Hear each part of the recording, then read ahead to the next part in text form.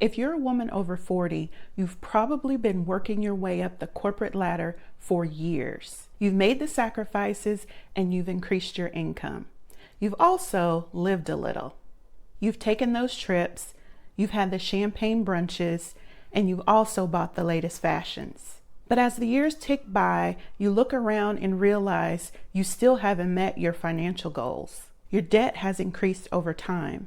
The economy has gotten worse, and you sometimes wonder how you'll make ends meet if you lose your job. You wonder if you've fallen behind financially and what kind of future will you have.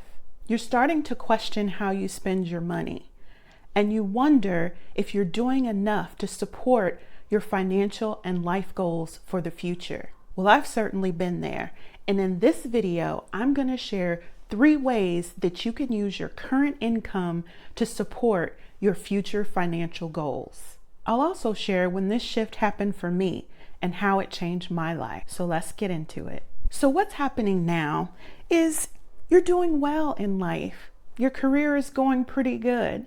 You're earning more money than you ever have, yet you're still going into debt. You still don't feel like you're getting ahead. And you've built this delicate house of cards that could crumble any moment because you don't know what you would do if you suddenly lost your job. But I get it. There are so many things pulling us and our money in different directions. It's really hard to prioritize your future, especially when you and your money are being pulled in a number of different ways. Family, friends, and even society has expectations of where they think you should be at this point in your life. And we all know that there's social media and consumerism and advertisements bombarding us everywhere. Buy this, buy that. You deserve this, you deserve that. And sometimes you just want to live life. You've worked hard to get to this point in your life. You're earning more money. You've done well in your career. And sometimes you just want to YOLO because tomorrow isn't promised. And you're right. Tomorrow isn't promised, but it just might be a gift that you receive, and you definitely want to be able to make the most of it. Now, you can continue spending your money according to everyone else's expectations and living your life like tomorrow isn't promised. But I'm here to tell you, if you're a woman over 40, now is a critical time for you to use your money to support your future. These are the best years to focus on your future goals. It's not too late. Even if you're starting from nothing, you can still make significant progress, but only if you start now. And in terms of retirement, even if you've fallen behind on your goals, there's still time to catch up.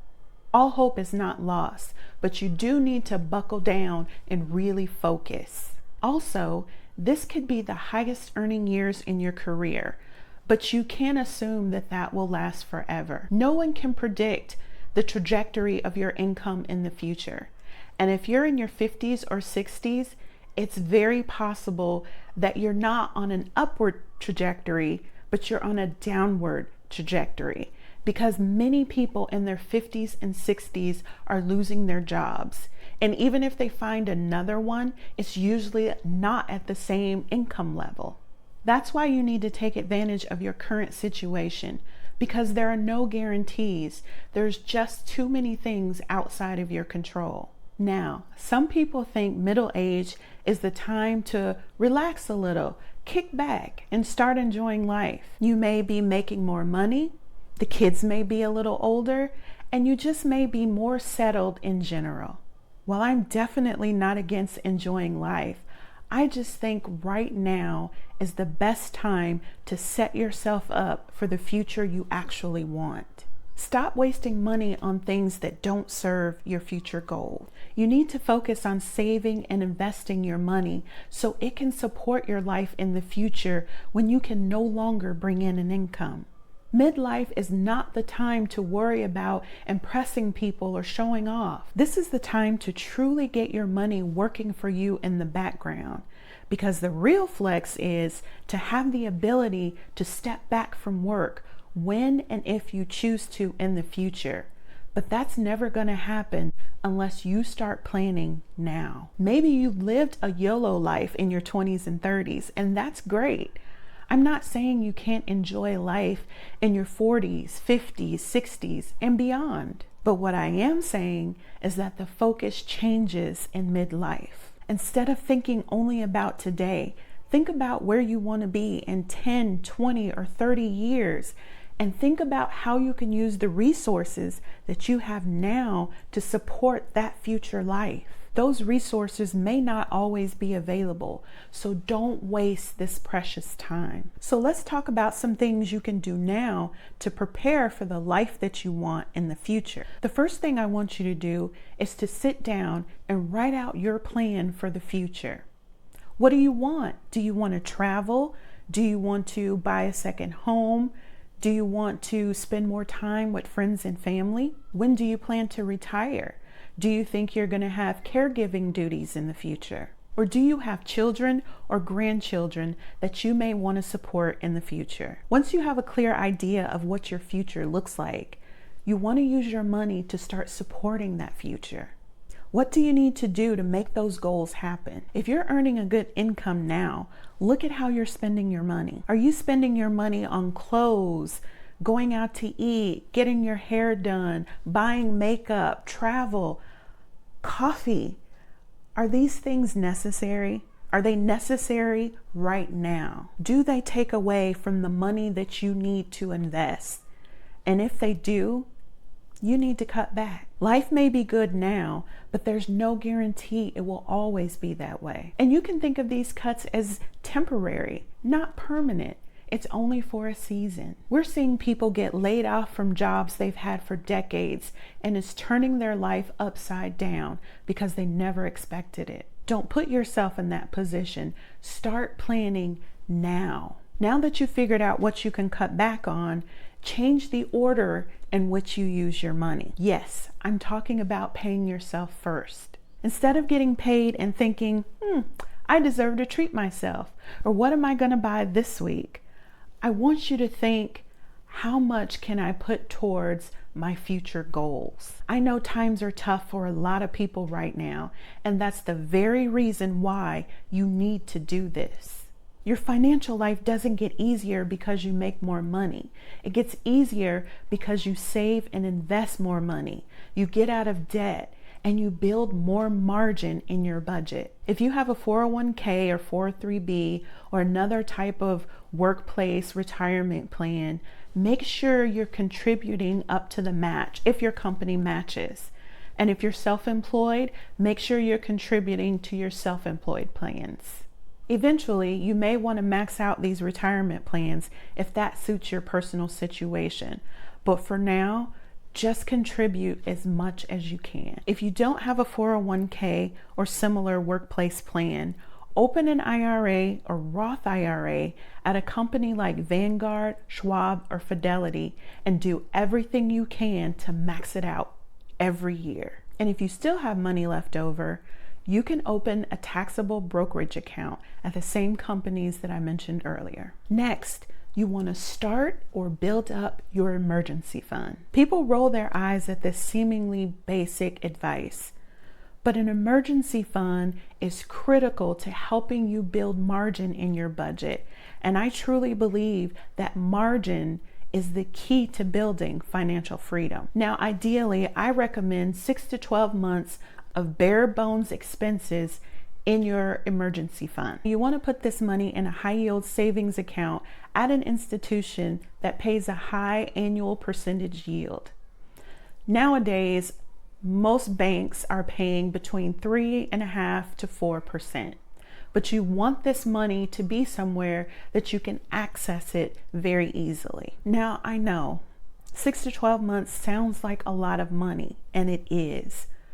But it's also a lot of money if you lose your source of income and you still have bills to pay. You still need to be able to pay your rent or mortgage, keep the lights on, pay for transportation costs.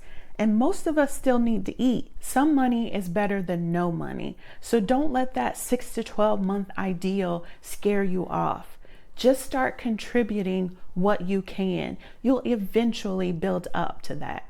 The most important thing to remember is that you need some reserves to pull from to help you get back on your feet. Now, some financial professionals recommend 3 to 6 months in your emergency fund, but in today's economy, I just don't think that's enough. Yes, I am quite conservative. I just think it's better to have the money there and not need it than to need the money and not have it. If you're always living paycheck to paycheck and you never have any extra funds when life happens, you end up going into debt and you just continue this cycle of digging yourself deeper and deeper into a hole. So now, instead of getting paid and using that money in your account without a plan, now you're going to focus on using that money for your future. You're going to cut back on unnecessary expenses.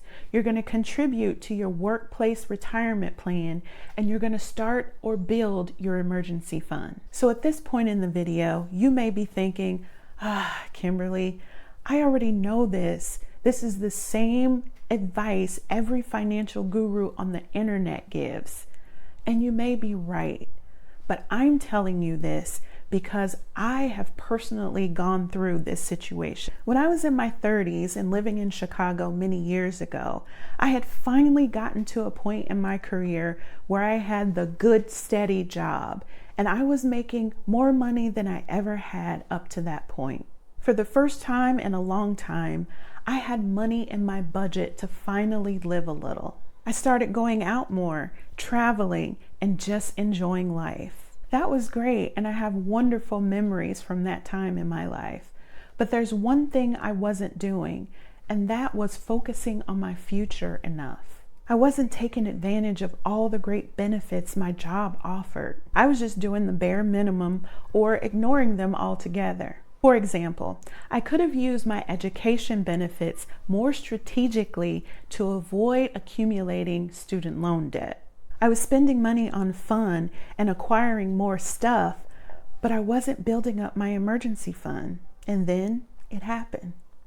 I lost that good, steady job. And it was at that moment that I realized I had been more concerned about enjoying my present life rather than using my money to focus on my financial future.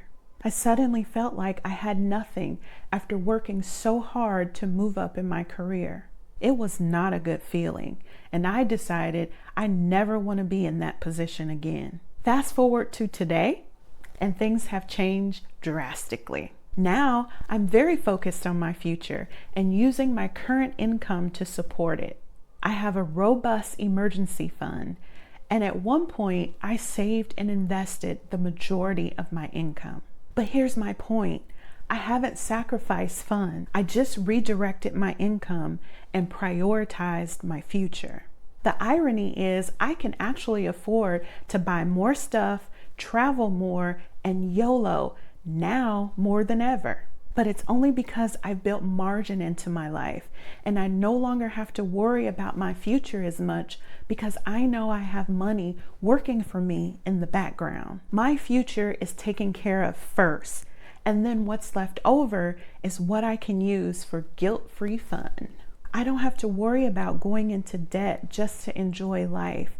And that's a wonderful feeling. Now, this doesn't mean you can't enjoy life today, but it's so important to take action now while you have the greatest amount of resources available. If your financial situation suddenly changes in the next 6 months, you can rest a bit easier knowing that you've already set yourself up with resources that you can tap.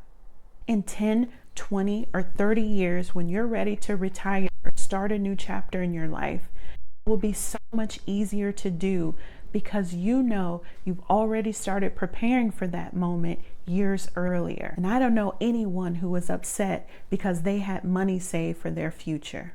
The earlier you start planning, the less it takes away from your current lifestyle.